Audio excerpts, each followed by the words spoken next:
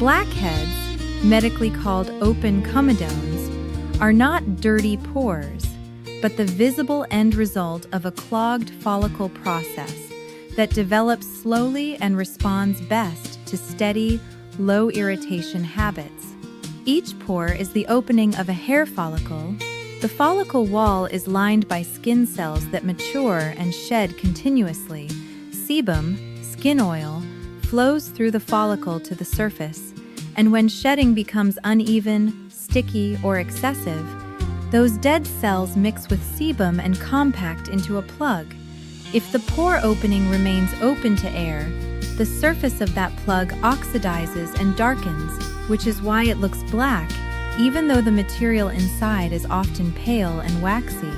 So preventing blackheads is not about scrubbing harder, squeezing more often, or chasing constant extractions, but about keeping the follicle lining shedding normally, keeping oil flowing outward instead of thickening and sticking inside the pore, protecting the skin barrier so chronic irritation stays low, and reducing day-to-day triggers such as friction, occlusion, sweat buildup, hair product residue, and incomplete removal of sunscreen or makeup film. Because comedones develop gradually and clear gradually, prevention is a long game system measured in weeks to months, and the most reliable results come from consistency with a small number of proven steps rather than intensity with many steps. And because this is general educational information rather than a personal medical diagnosis, anyone with severe pain, deep nodules, scarring, rapidly worsening acne, or persistent irritation should seek individualized care from a qualified clinician. Begin by setting expectations that keep you consistent instead of frustrated. Pores are normal structures, and everyone has them. The goal is not to erase pores, but to keep them clear and calm so they appear smoother and less prominent, and so fewer new plugs form. And it helps to understand that many tiny dots on the nose are not true blackheads, but sebaceous filaments, normal oil structures inside pores that refill quickly. So the aim there is usually to reduce their appearance rather than expecting permanent disappearance.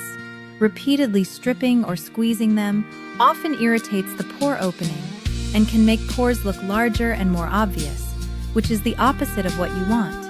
A practical way to think about blackhead prevention is controlling 4 variables at the same time without overcomplicating your life. Remove surface films thoroughly without damaging the barrier. Normalize cell turnover inside the follicle so plugs don't compact. Support the barrier so inflammation stays low, and you can tolerate effective actives consistently, and lower the daily congestion load from occlusion, sweat, friction, and residue.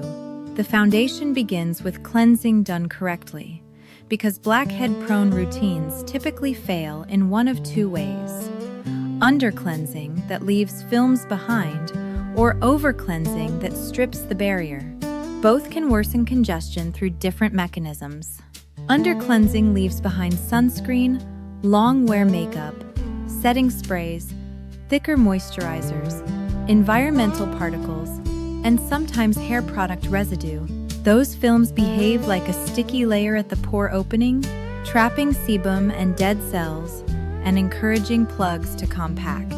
And this is especially common with water-resistant sunscreen and long-wear foundation because the face can feel clean after a quick wash while a thin film remains, particularly around the nose, along the hairline, and under the jaw, where people tend to cleanse less thoroughly. Over-cleansing is the opposite error. Hot water, harsh detergents, frequent alcohol-based toners, stiff cleansing brushes, gritty scrubs, repeated deep cleaning steps, and cleansers that leave the skin squeaky can disrupt barrier function and inflame the pore opening. Inflamed skin sheds less evenly, becomes more reactive, and may produce rebound oil in response, creating the frustrating loop where the face feels oily and sensitive at the same time, and pores clog more easily, and then the person scrubs more, which perpetuates the cycle. A prevention-friendly cleanse is thorough but gentle. Use lukewarm water rather than hot heat, increases redness and barrier stress. Choose a cleanser that leaves skin comfortable rather than tight. And cleanse with fingertips and light pressure rather than abrasive tools.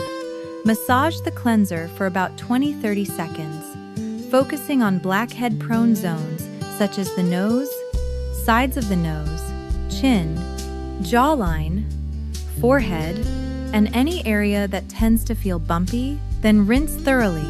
More pressure and more friction do not equal better cleansing, and aggressive rubbing irritates follicles and makes it harder to use the ingredients that actually prevent comedones. If you wear makeup, tinted sunscreen, water-resistant sunscreen, or you layer products that leave a film, add a first step at night to dissolve those films efficiently so you do not need friction. This can be an oil cleanser, cleansing balm, or micellar water followed by your gentle cleanser, and the point is not to wash harder but to remove films smarter. If you use micellar water, saturate the pad, press and hold briefly on areas with heavier product rather than rubbing aggressively. Wipe gently, and follow with a gentle rinse or cleanser to remove leftover surfactants that can irritate sensitive skin.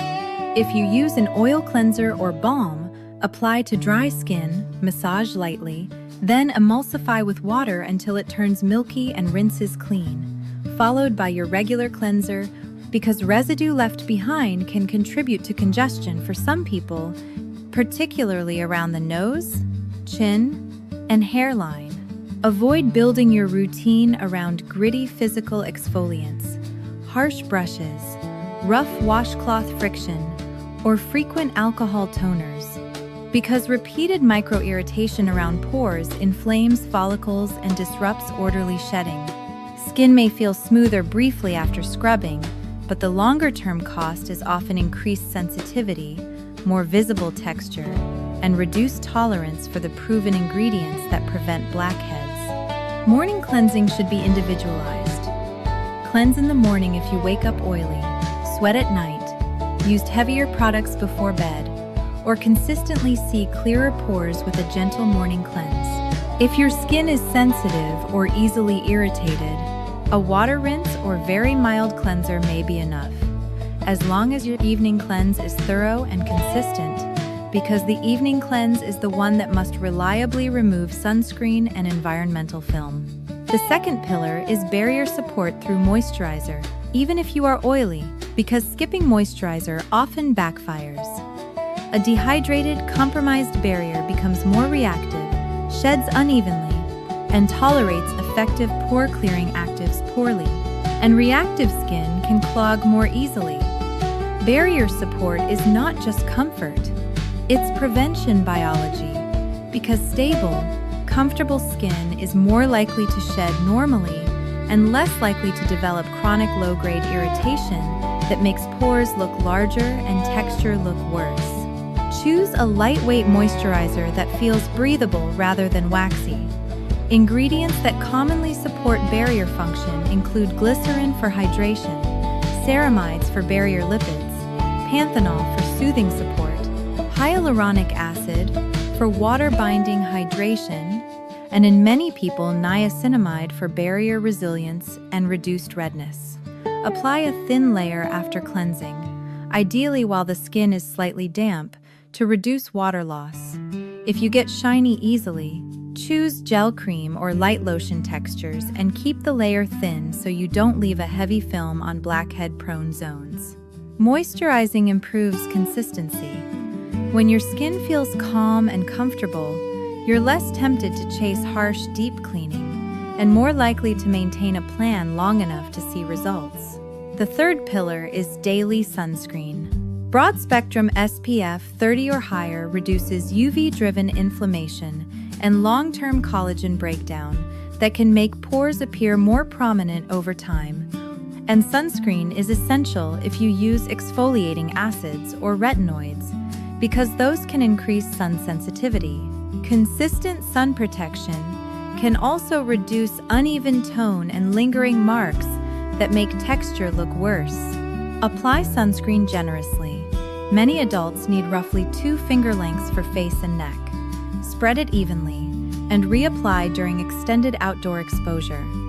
If you sweat heavily, recognize that sweat plus sunscreen plus occlusion can increase congestion, so rinse or cleanse when possible and reapply rather than letting sweaty sunscreen sit for hours. If sunscreen feels greasy and makes you avoid it, experiment until you find a lightweight fluid, gel, or oil control formula you can wear consistently, because the most protective sunscreen is the one you actually use daily.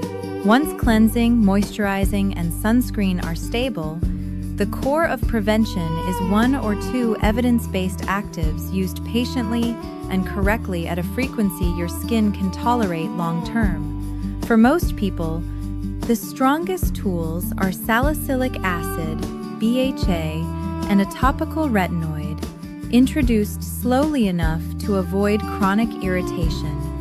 Salicylic acid is oil-soluble, meaning it can penetrate into the pore lining and loosen the compact mixture of oil and dead cells that forms comedones. It also reduces the stickiness of shedding inside the follicle and can make the pore environment less hospitable to compaction.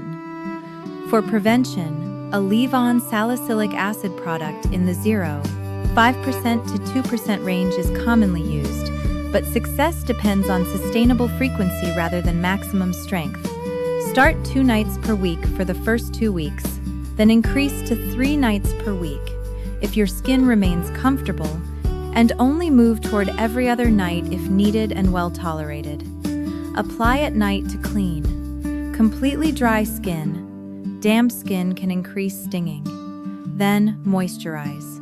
If you are sensitive, buffer by applying a thin layer of moisturizer first, then salicylic acid, then moisturizer again, or apply salicylic acid only to blackhead-prone zones, like the nose and chin, rather than the entire face. If persistent stinging, redness, or flaking